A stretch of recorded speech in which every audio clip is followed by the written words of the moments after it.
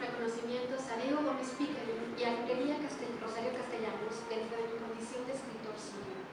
Agradezco a Diego primeramente por ser amigo de Siria y en segundo lugar porque en su libro Rabiat al-Timash ha plasmado varias facetas de la vida cotidiana en la Siria anterior al mes de abril de 2011, fecha del brote de la intifada en contra del régimen autoritario. Los sirios somos un pueblo amante de la vida en todas sus manifestaciones culturales y religiosas, en la literatura, la música y las ideas, lo que muchos comparten, pero hemos caído bajo un poder dictatorial que prohíbe la diversidad. Les leo ahora algunas poesías del libro. Mucho de lo que hay en ellas ha sido borrado por los bombardeos diarios de las fuerzas de Al-Assad sobre muchas regiones del país, destruyendo muchos sitios arqueológicos e históricos y que han desfigurado los rasgos culturales conformados durante milenios. No solo han muerto más de 100.000 habitantes, sino que en medio de los escombros de ciudades y poblados se ha perdido la mayor parte de los derechos humanos y presenciamos un deterioro cultural. La importancia del libro de Diego radica en que es un registro documental de aquello que vio con sus propios ojos en nuestra vida, en su sencillez y belleza, dado que mucho de eso se ha convertido en cenizas y por desgracia no quedará más que en recuerdo. Espero que Diego regrese alguna vez a Siria y encuentre otro país reconstruido, que por un lado se haya sobrepuesto a la dictadura y por el otro al pensamiento radical.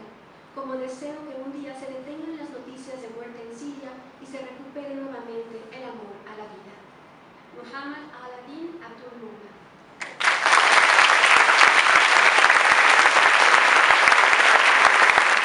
ليس لدى الجنرال إلا من ينفخ فيه من روح القدس، يرتدي نهاره العسكرية منتعلا جماجم مفرغة، ممسكا بيده شريان وطن منشور على حبل يصل بين الشاهدتين، متجها إلى مقر عمله. يبدأ وظيفته بالاطلاع على جدول القتلى لهذا اليوم، ثم فجأة يحدث في صورة أبيه على الحائط ويقول له: لم يكونوا كثيرين. يتذمر وينفخ في الهواء نفسا نوويا خابطا بيده على الطاولة ويصرخ: هل من مزيد؟ El general. No tiene el general más que quien sople en él algo de alma del diablo. Viste su día militar calzando cráneo horrible, dominando con una mano la vena de una patria colgada en una cuerda que vincula entre dos sepulcros y, orientándose a la localidad de su trabajo, empieza su tarea averiguando la lista de muertos del día. De repente mira fijamente la foto de su padre en la pared y dice: no eran numerosos. Se queja y larga en el aire un soplo atómico, golpeando la mesa con la mano gritando: ¿no hay más? القادمة أحضري معك كيسا مثقوبا حتى نملأه بذكرياتنا أو نتخذه راية تهرهر منها أيام القتلى وحجارة صغيرة معجونة بدم. La próxima vez, trae contigo una bolsa agujereada para llenarla con nuestros recuerdos o para utilizarla como una bandera desde donde caigan los días de las personas muertas y las piedras pequeñas amasadas con la sangre de la libertad.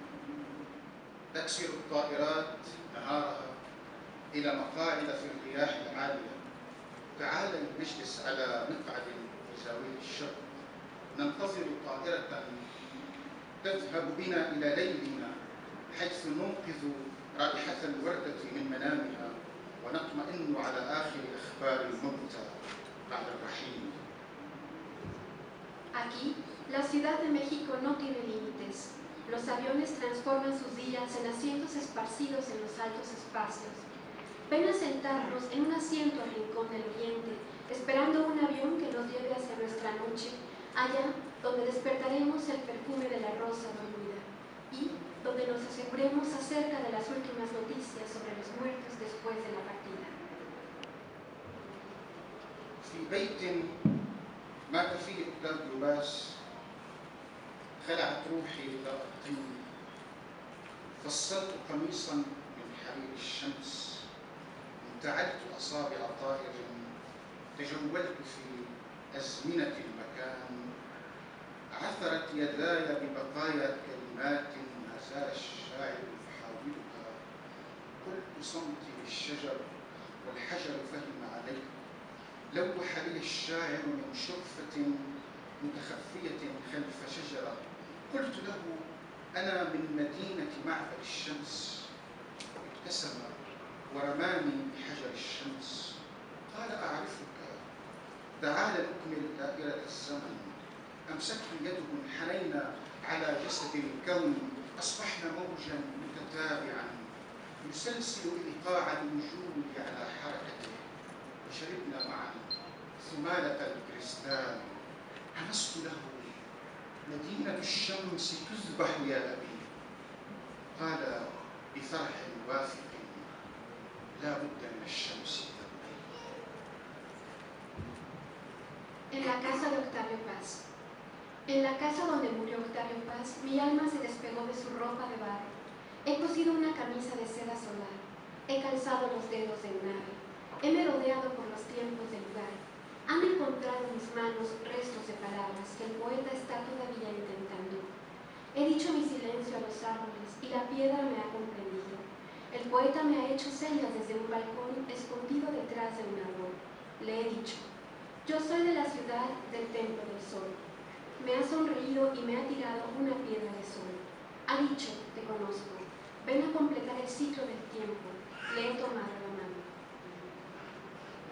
Nos hemos inclinado sobre el cuerpo del universo. Nos hemos vuelto olas consecutivas que despliegan el ritmo de la existencia según su movimiento y hemos bebido juntos la embriaguez del cristal. Le he murmurado: a la ciudad del sol la están degollando, oh Padre. Dijo con alegría segura: ineludiblemente el sol es necesario, oh Hijo. إلى الشاعر إخواني، هل رأيت الكلمات تترك أماكنها في الكتاب والأشجار تهرب بعيدا عن أرصفتها؟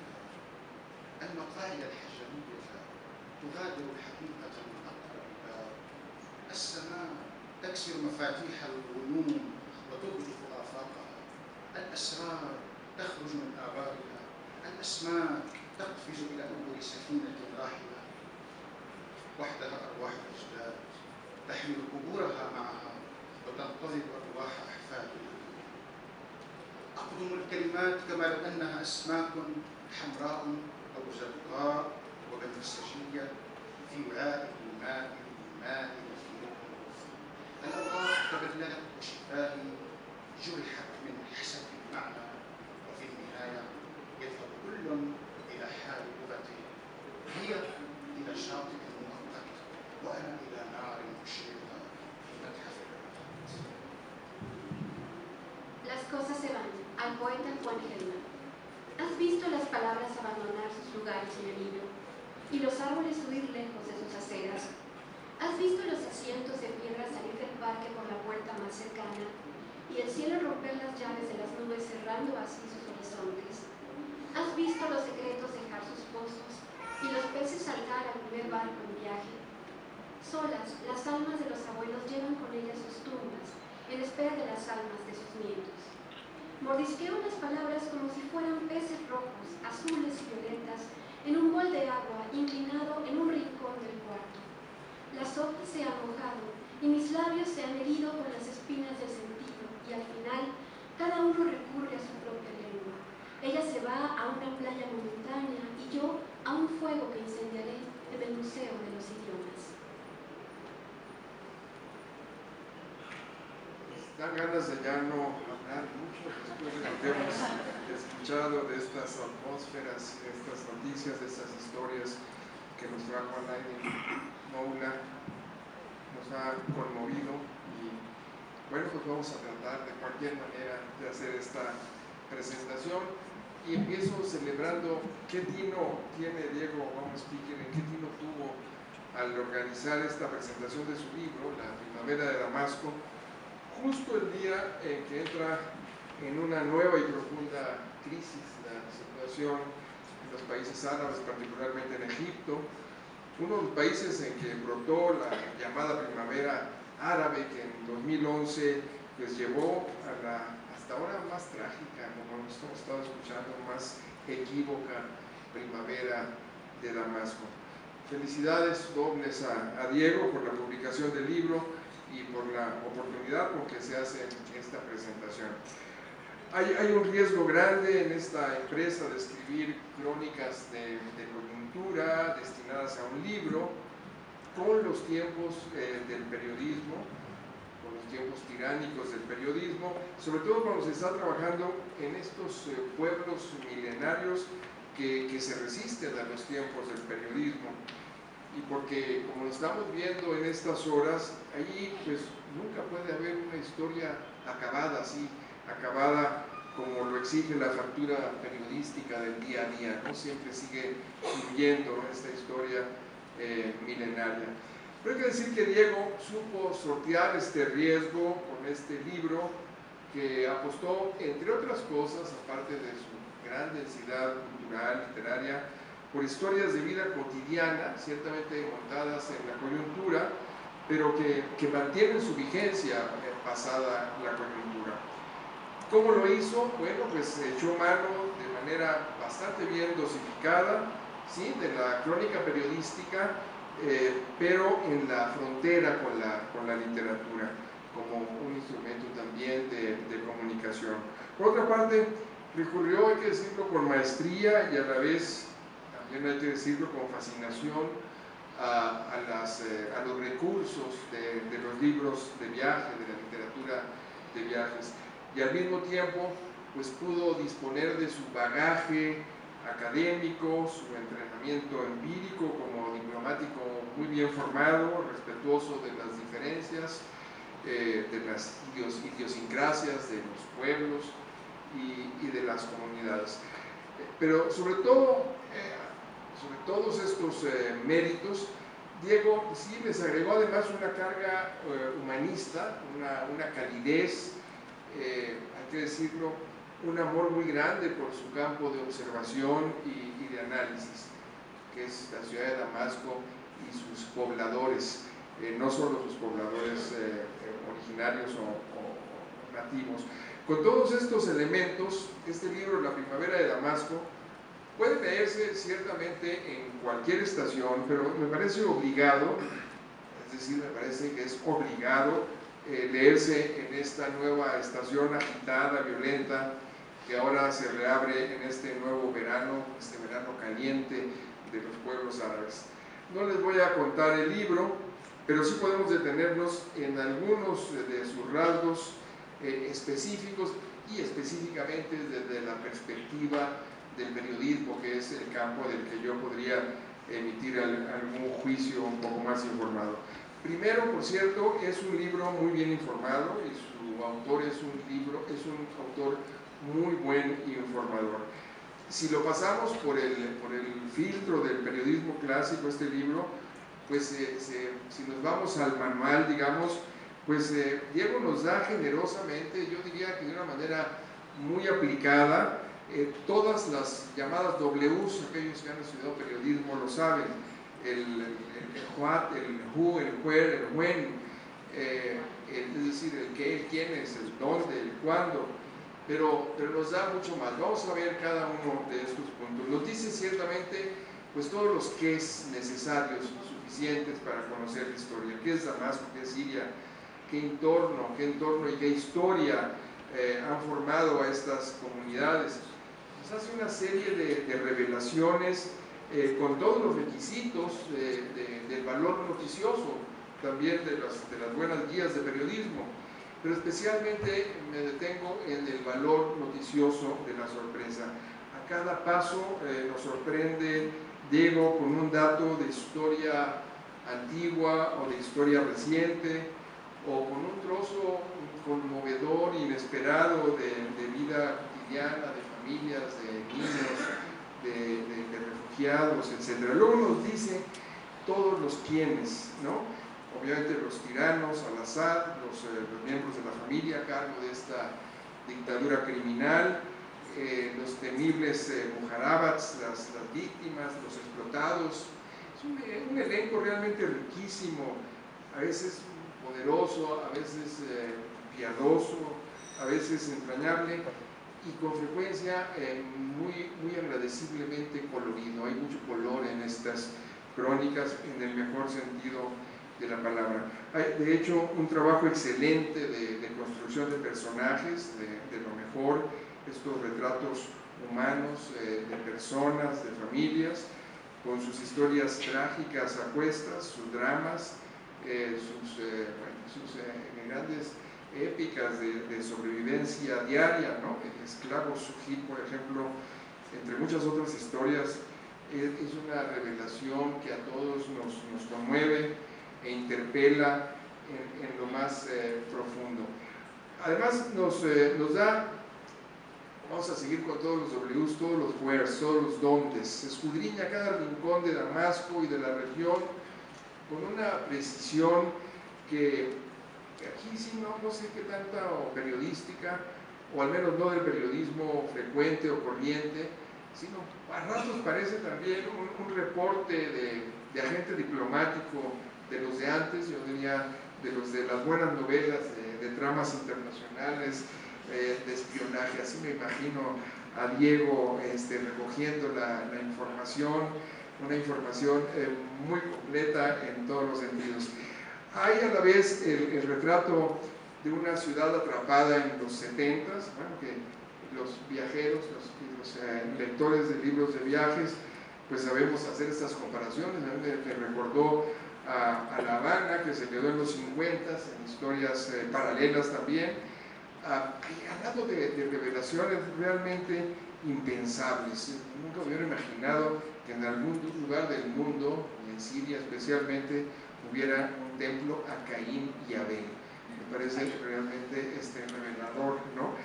Por cierto, como autor de, digamos, un reporte que tiene el corte de un agente diplomático, de novela, de drama de espionaje, yo diría que Diego tiene, a mi juicio, más mérito que el ahora famoso Edward Snowden, ¿no?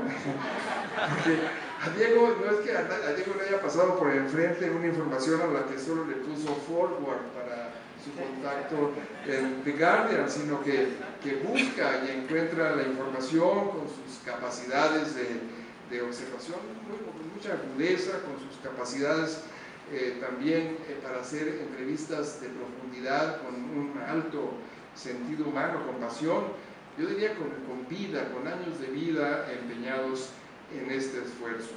Y puede terminar con las Ws, ¿no? Aparte de los dondes, Diego nos da también pues, todos los cuándos con la mayor exactitud, con fechas, con circunstancias, además se lo completa con ese glosario que es una guía también para introducirnos a este mundo. Y claro, también nos investigan los porqués, ¿no? Los orígenes y las causas, los whys, ¿no? Nos da también todos los, de cada uno de los numerosos dramas que se concentran en estas historias.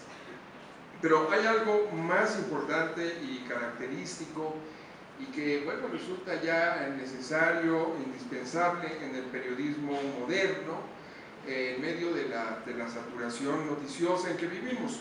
No se queda en el what y los demás Ws, sino que nos anticipa el so what, ¿no? Es decir, el qué, el y qué con eso, ¿no? El indispensable para el periodismo de hoy. Nos anticipa la trascendencia de lo informado, los escenarios a la vista, incluso los soñados.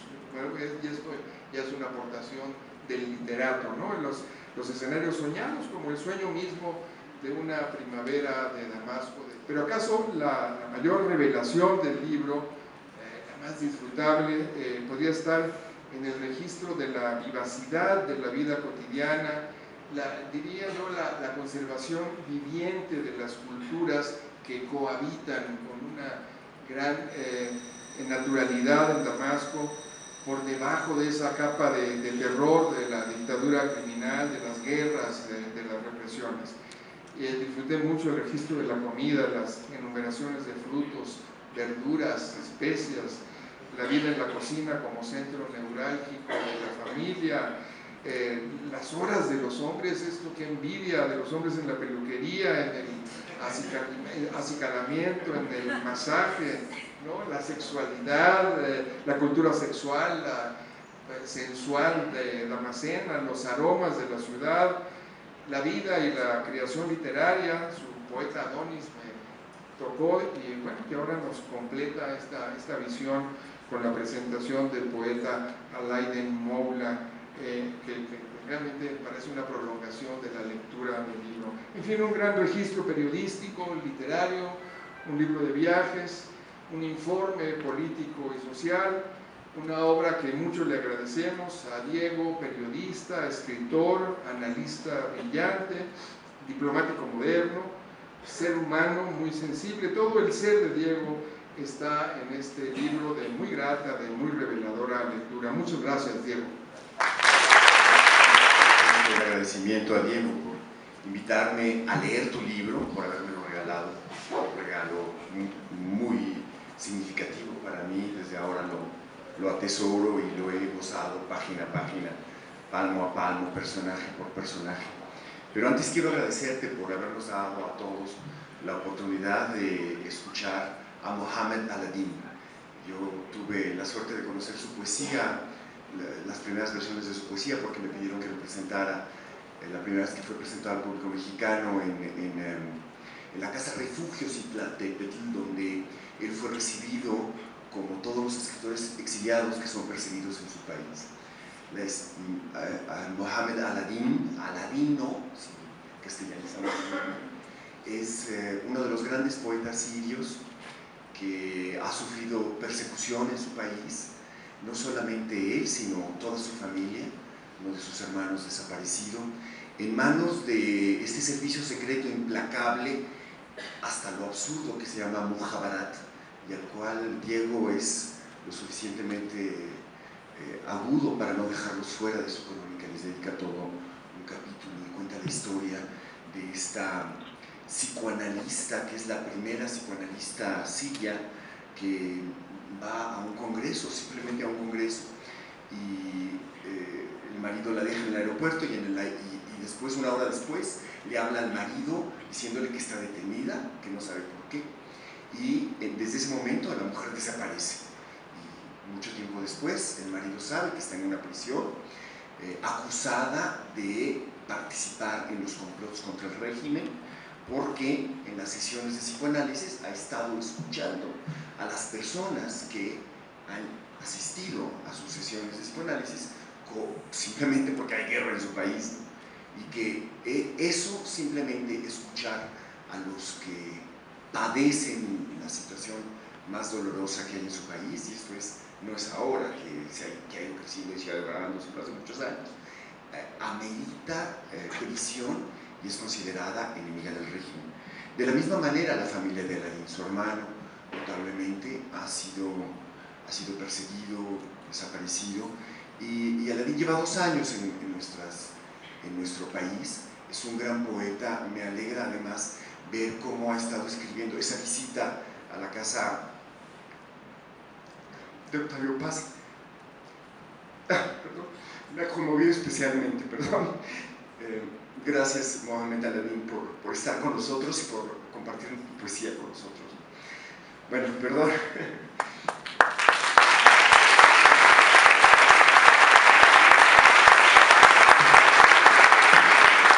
El día que leímos los primeros poemas de Mohamed en México, eran poemas en los que él salía al parque. Uno de ellos es una versión anterior a uno que escuchó, en los que él está leyendo en el parque y pasan los aviones, y él piensa si uno de esos aviones algún día lo llevará a su país. Una versión de ellos es uno de los que leíste. Es muy conmovedor. Bueno, y realmente estoy muy impresionado, muy conmovido, y entre todas las cosas que me gustan del libro, el libro me informa, me lleva de nuevo a los lugares y a los rincones que conozco superficialmente de Damasco. Yo no viví ahí, yo fui un viajero simplemente, pero el libro tiene, además de los valores periodísticos que también señaló Pepe, una apertura de poeta. El libro instala desde el principio un sentimiento que es una especie de alegría de sentirse privilegiado de estar en Damasco. Antes que nada es eso, el privilegio de estar en Damasco. Y poco a poco, conforme va avanzando el libro, se va traduciendo en el privilegio de estar vivos. Cuando se habla de un país en guerra, esto tiene un valor doble y triple. Si ya de por sí yo pienso que es uno de los grandes valores, poder estar en cualquier parte del mundo, no sentirte incomodado porque no eres de ahí y al mismo tiempo porque te sientas de ahí.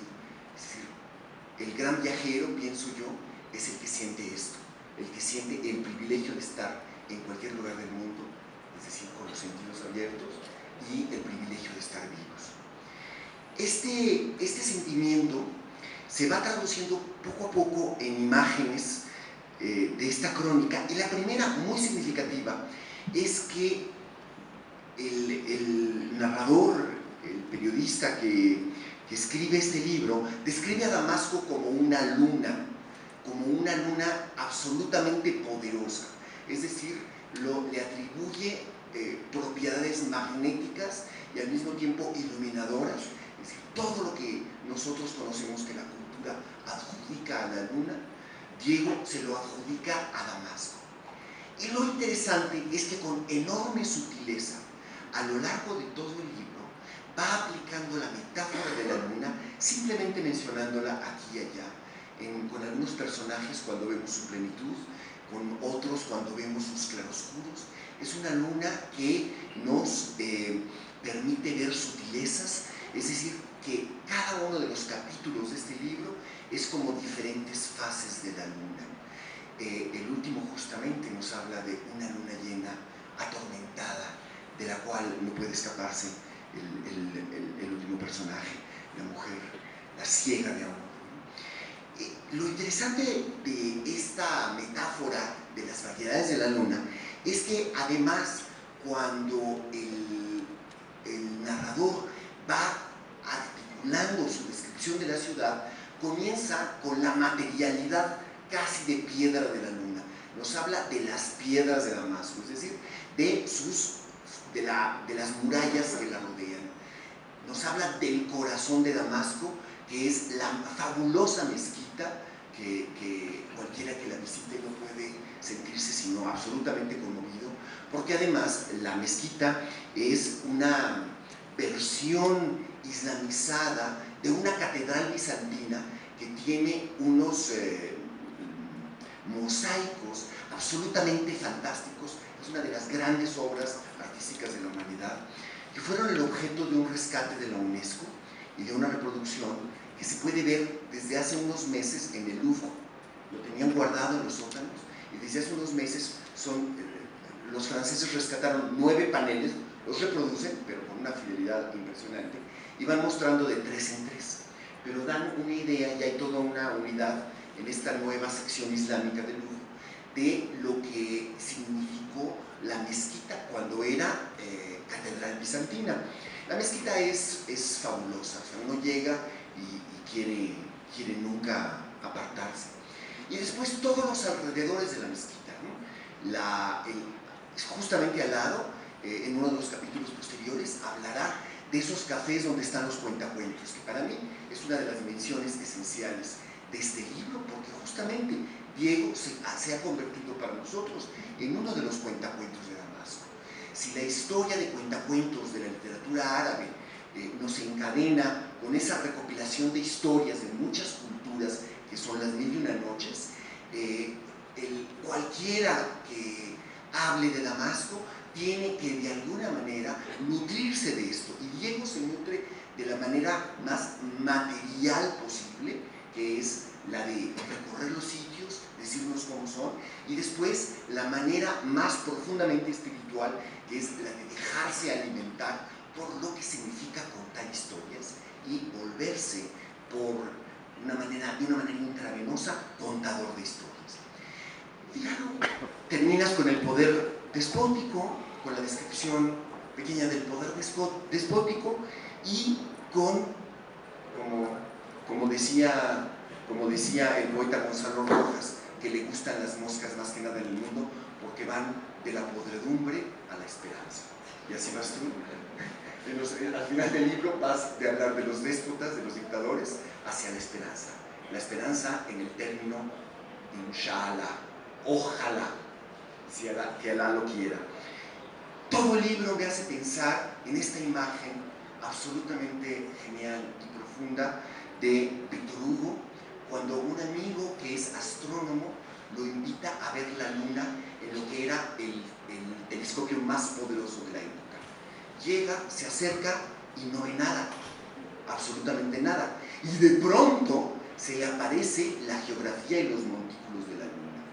Y para él ese salto entre no ver nada, en saber que no puedes tocar la luna y que no puedes ver una montaña de la luna como si estuvieras a 2 metros, pero que de pronto lo estás viendo, para Víctor Hugo es la esencia del conocimiento humano, de la posibilidad del conocimiento humano, el salto hasta ver la luna y la esencia de la poesía, del negro a la geografía de un lugar que se llama el promontorio del sueño. Yo te agradezco por haberme llevado a Damasco, a este emotivo y lúcido promontorio del sueño que es Damasco para cualquiera que lo haya conocido. Fundamentalmente en mi estancia en Siria, yo estuve en Yable, que es una localidad en el Mediterráneo. Lo que ha hecho la Primavera de Damasco fue devolverme a la Siria que yo caminé durante algunos días. El libro para mí hace las veces de la Damasco que no pude recorrer con más tiempo, me la devuelve con ventanas, con callejuelas, con sonidos, con olores, con sabores. Pareciera que me da una mirada cinematográfica de algo que para mí aquí era pues un saudade, ¿no? Un déjà vu, pero quién sabe cuándo volvería. Ha vuelto de manera impresa. Cada capítulo del libro de Diego, La Primavera de Damasco, como que honra esta Siria con tantos secretos, misterios, recovecos, todo está ahí.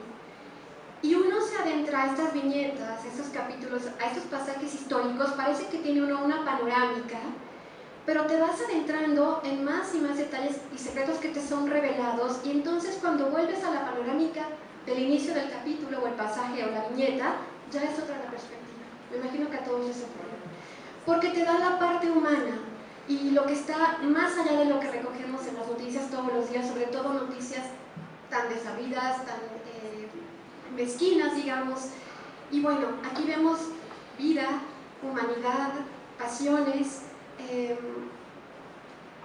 Recuerdo especialmente cuando comentaban de los sabores y los helados, que me dijeron que no podía perdérmelos ahí en el mercado de Alhamdía. Y bueno, desde la sola preparación, ¿no? Que tienen como estos grandes bastones y van moliendo los ingredientes y dejan así como que lo mejor para el final, que es revolcarlos en esta cama de pistache trozado. Es realmente una delicia, así como las aguas de Granada y de Jamaica que te hacen el sofocante, el calor un poco más llevadero. Me trajo de regreso lo que yo viví tipo en instantáneas Polaroid, como en la mezquita de los Omaya, justamente lo que él cuenta de cómo propios y ajenos se resguardan del calor en estos pisos de mármol en la mezquita. Y bueno, para mí era una estampa como muy peculiar porque yo pensé que iba a encontrarme con los orantes así en plena devoción y lo que veía era niños jugando con pistolitas y todo el mundo acostado en el piso, pero bueno, refugiándose de este calor asfixiante. Me trajo también Diego estas cantantes Kulthum y Fairuz, que cuando yo estuve en Siria había una discusión en una mesa creyendo que realmente Fairuz había nacido en Siria. Parecía que era la última revelación de la historia de esta cantante, que siempre había sido siria y no libanesa. Pero bueno, lo que me trajo Diego con este libro fue reencontrarme con la música que escuchaban mis abuelos y que no siempre era bien comprendida por parte de la gente que nos rodeaba, ¿no? Cuando mi abuelo escuchaba a Fairuz y repetía la misma canción 50 veces, un cantón mucho más, la servidumbre o los amigos vecinos tocaban la puerta y decían ¿qué pasó? ¿Quién se murió? ¿Por qué están escuchando esta voz tan lamentosa? Pero bueno, quienes conocen a Fairuz o la voz de Fairuz saben a qué me refiero, que así como te cobija también te destroza, y esta descripción que hace tan puntualmente Diego de que estas dos mujeres miran de frente, se hablan de tú a tú con el amor, ¿no? Pasando un poco de la forma al fondo, a los recursos estilísticos de que se vale Diego, yo quiero reconocer y compartir cómo todo esto que él nos ofrenda, un poco de historia, de crónica, de datos, de rescate retratar pues lo humano, ¿no? Las pasiones, los sabores, los dolores y demás, lleva un hilvanaje que es musical en las reiteraciones de las frases, en los párrafos y todas las frases que comienzan con la luna, o las voces que, o Damasco, etc. Hay una musicalidad que nos hace pues el camino mucho más digno de ser andado. Está la pausa, está la métrica, o sea, es un portento por fuera y por dentro, tanto por la forma como por el fondo. He recomendado un comentario periodístico, después del Pepe, pues no se vale, ¿verdad? Pero bueno, agradezco definitivamente la oportunidad de estar aquí. Lo único que no estoy de acuerdo de lo que se ha hablado es que se le catalogue como un libro de viaje. Temo que lo pongan en un estante donde no llegue mucho público, entonces yo preferiría que por favor no lo digan así. Es un gran libro, además de un libro de viaje. Y hay grandes autores, como Chatwin, y hay grandes autores de libros de viaje, pero digamos, para nuestra cultura libresca mejor que no lo pongan ahí. Por favor. De la lectura del libro de Diego, recupero lo que yo creo que hace mucha falta. Debe ser en parte porque se elevaron los costos de la producción de periódicos y revistas, pero el hecho es que cada día encontramos en nuestra prensa menos crónicas. Toda una tragedia, por supuesto, para los que nos gusta leer la prensa. Y también, por tanto, encontramos en nuestro periodismo menos cronistas. Una cosa lleva a la otra, y si en los medios no le damos espacio a las crónicas, los cronistas se irán a otra parte. Por ejemplo, podrían irse a publicaciones en línea, que casi nunca pagan, entonces no es buena idea, o a libros, que tampoco pagan tan bien, pero que por lo menos permanecen mucho más. Libros tan deliciosos, sólidos y agradecibles como La primavera de Damasco de Diego Gómez Piquerín. De la lectura de este volumen, y porque, insisto, me ha sido pedido un comentario sobre el valor o perfil periodístico, enumero lecciones para jóvenes y no tan jóvenes aspirantes a cronistas que pudieran tomar a La primavera de Damasco de guía para realizar crónicas redondas, ágiles, entrañables, vivas, útiles y trascendentes. Esto es lo que yo propongo como reglas a partir de la lectura, que además creo han sido excelentemente presentados tanto por Pepe como Alberto, Rosemary y por supuesto la exposición que tuvimos de poesía. Primera regla a partir de este libro. En el lenguaje no hay lugares comunes, solo cronistas que no saben para qué sirven las frases famosas. Las frases famosas pueden ser, como hace nuestro autor en ocasiones, un excelente punto de partida que luego probará que detrás de esa puerta, de esa fórmula verbal, hay nuevo y rico contenido que valida el haber recurrido a ese famoso y tradicional dicho. Segunda regla de cronistas a partir de este libro. No existen los sinónimos, sino cronistas que no saben acomodar los significados complementarios de palabras que se suponen denotan lo mismo. Un poco la musicalidad que hablaba la propia Rosemary, un poco también lo que decía Alberto, es decir, nos va adentrando a partir de distintas palabras de la riqueza de un mismo suceso. Diego nos da una magnífica lección en varias de las crónicas que integran este libro, de cómo muchas palabras pueden complementarse para narrar una sola escena. 3. No existe historia aburrida ni tampoco anécdota demasiado contada, precisamente como el camino de San Pablo, sino escritores que no saben sacar de anécdotas conocidas un nuevo colorido y todo un potencial narrativo. Volver a leer ese pequeño pasaje del camino de San Pablo vuelve a ser revelador si hay un buen autor detrás de ello. Cuarta regla, narrar en primera persona es un recurso más que bienvenido cuando el cronista sabe guiar de manera sutil ante un paisaje o unos personajes a los lectores, cuando el cronista nos introduce a parajes y a situaciones sin robarse el protagonismo, sino como parte de las herramientas para explicar mejor la historia. Quinta regla, en estos tiempos en los que para todos sacamos un celular y tomamos de inmediato una foto o un video, este libro nos recuerda que no hay nada, que no hay complejidad geométrica, cultural, geográfica, histórica o religiosa que se resista a la descripción ordenada y puntual de una crónica bien hecha. Sexta regla, no hay personajes pequeños. La biografía de un ciudadano ordinario, como pasa con Dina y Ahmed, como pasa con Ali al-Anwi, con Raquel, con Sujit, con Adil Daguerre, entre otros, enriquece y sustenta un texto si se le sabe acomodar en el lugar preciso y sobre todo si se sabe extraer de ellos la historia en su justa dimensión. Séptima regla. Para descarnar la sordidez de un sistema autoritario, en ocasiones una crónica surte mejor efecto si expone pequeños detalles de la vida cotidiana, como narrar que muchos solo dicen la verdad cuando están en la más profunda de las intimidades, o como la crónica que narraba y recordaba Alberto, de la situación increíble, inverosímil, atroz de una persona detenida por escuchar a sus pacientes. Entonces, a veces en una crónica es mucho más efectivo exponer estos pequeños detalles de la vida cotidiana que recurrir a proclamas y estridencias a las que somos tan propensos los periodistas. Octava de 9, no se aburran, ya nos vamos. En una crónica, los detalles no son paisaje o palabrería, sino un entramado fundamental para exponer una idea, para sustentar un argumento. Diego construye estos ensayos cronicados con miles de datos, no es exageración, es miles de datos y de todo tipo, de decoración, de alimentos, históricos, religiosos, sobre la naturaleza y sobre todo, conocimiento de las motivaciones humanas.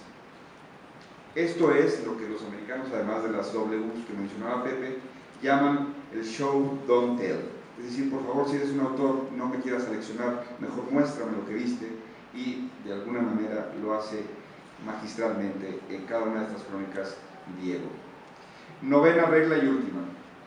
Las crónicas que emanan de un conocimiento de la historia y de un cariño por el entorno sobrevivirán a las notas del día y a los reportes sin contexto ni profundidad que saturan nuestros medios cotidianamente.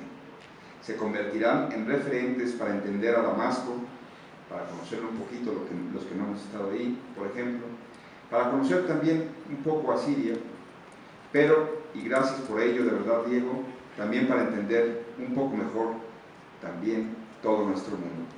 Muchas gracias. Gracias por tu amistad.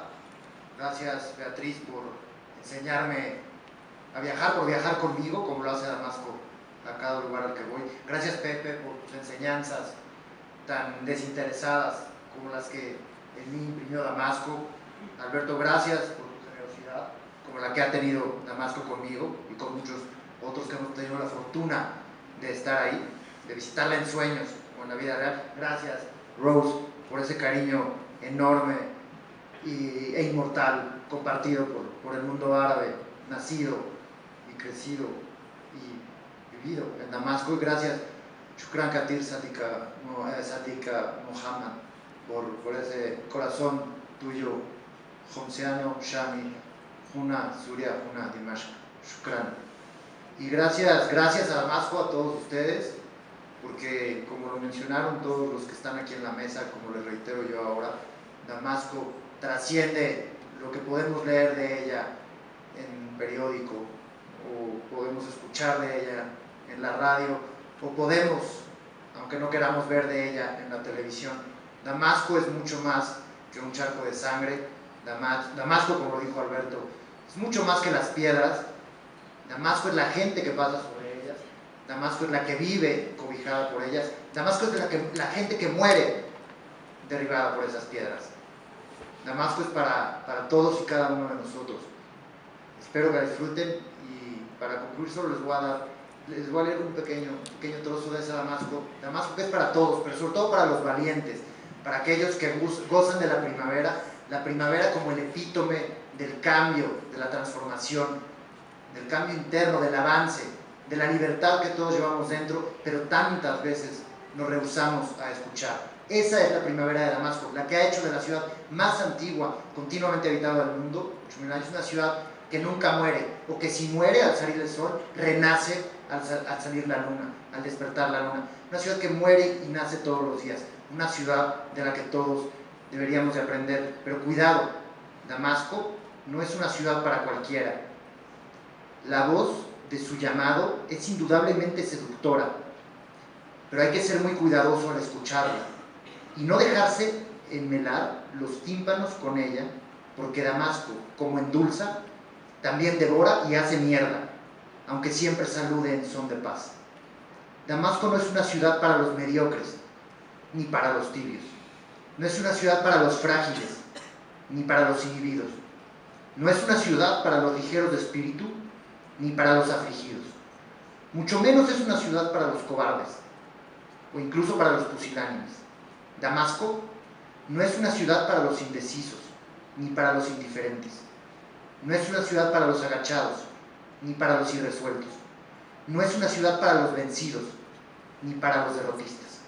En Damasco no tienen cabida los mendicantes ni los pedigüeños, ni los anodinos, tampoco los triviales ni los reticentes, ni siquiera los conformistas.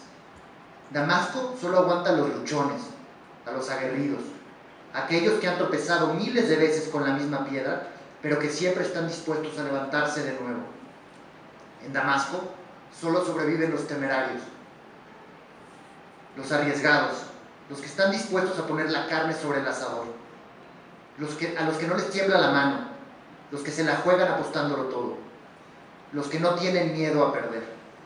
Porque Damasco nunca se cuece al primer hervor y requiere paciencia, pero sobre todo resolución. Damasco no es fácil de roer, ni mucho menos de digerir.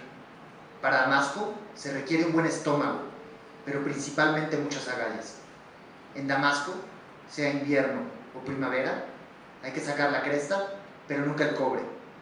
Porque es en cazuelas de cobre en donde se preparan los dulces, pero solo en crestas que se consumen. Muchas gracias. Los escuchamos.